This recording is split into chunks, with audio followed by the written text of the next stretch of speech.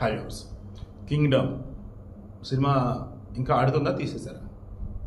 విజయ్ దేవరకొండ నాకు తెలిసి సినిమాకి ఇట్టాకే వచ్చింది, బట్ కొంచెం యావరేజ్ చెప్పి సినిమా తీసేశారు. నాకు తెలిసి సినిమా ఫ్లాపే పాపం విజయ్ దేవరకొండ. బట్ అతనికి ఎందుకో కానీ అతను అలవాటు చేసుకున్నాడా, ఎవరైనా నేర్పారా అర్థం కావట్లా. భాష అంటూ, బిహేవియర్ అంటూ అతను ప్రవర్తించినటువంటి ఇదేదైతే ఉంటుందో, చూపించేది ఏదైతే ఉంటుందో కొంచెం ఎంబారసింగ్గా ఉంటుంది. కొన్నిసార్లు ఈయనట్ట హీరో అయ్యాడు అనిపిస్తూ ఉంటుంది. అర్జునుడి సినిమా తర్వాత పాడైపోయాడు. గీత కొన్ని సినిమాలు చాలా బాగుంటాడండి, ఎవరు కానీ చెడగొట్టేసినండి. మన Kingdom movies pre release event తిరుపతిలో,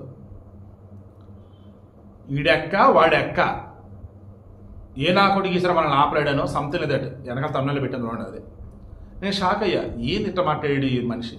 సర్లే మళ్ళీ సినిమాకి బ్యాడ్ నేమ్ వచ్చింది, వద్దు సైలెంట్ అయిపోయా.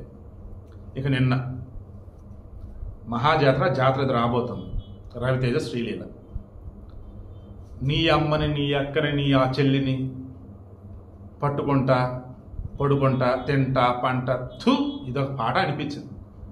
అదేమంటే శ్రీహబలం స్లాంగ్ అంట. ఏం స్లాంగులు దరిద్రులారా? మాండలికాలు అంటే బూతులేనా? మాండలికాలు అంటే ఏంటి? ఆయా ప్రాంతానికి తగ్గట్టుగా ఉంటాయి పదాలు. తెలంగాణ సంబంధించి గతంలో అలాగే బూతులు మాట్లాడి, రాయలసీమ సంబంధించి బూతులు మాట్లాడి, ఇప్పుడు ఉత్తరాంధ్ర సంబంధించి అదే బూతులు, గోదావరి సంబంధించి అదే బూతులు. ఏ బూతులా?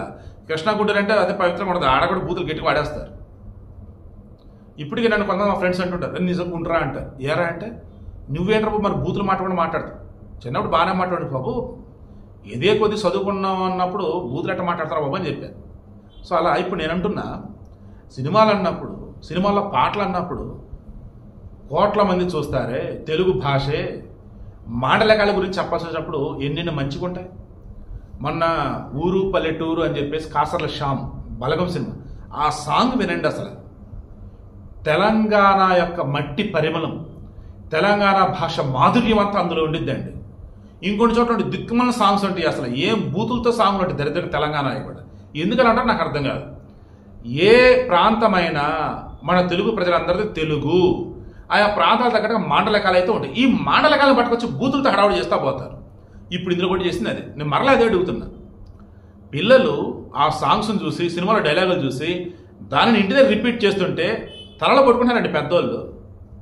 నీ అమ్మని, నీ అక్కని, నీ చెల్లిని, అలా పెద్దోళ్ళు అంటే రే ఏం మాట పళ్ళు పట్టపడ రాలగొట్టాలి.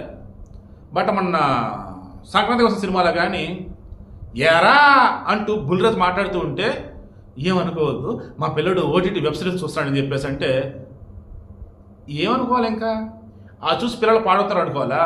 ఆ చూసి పిల్లలు సరదాగా మాట్లాడతారు అనుకోవాలా? మారండి అయ్యా, ఈ సినిమాలో ఇటు మనం మారుదాం. సినిమాలో దయచేసి ఫాలో అవ్వకండి. ఇప్పటికే ఆ డ్రెస్సింగ్ సెన్స్, ఆ దిక్కుమైన డ్యాన్స్ చెత్త చెదర వల్ల చాలా మంది చెడిపోయారు. కనీసం చిన్న చిన్న పిల్లలను చెడగొట్టకండి, పద్ధతిగా ఉంచండి.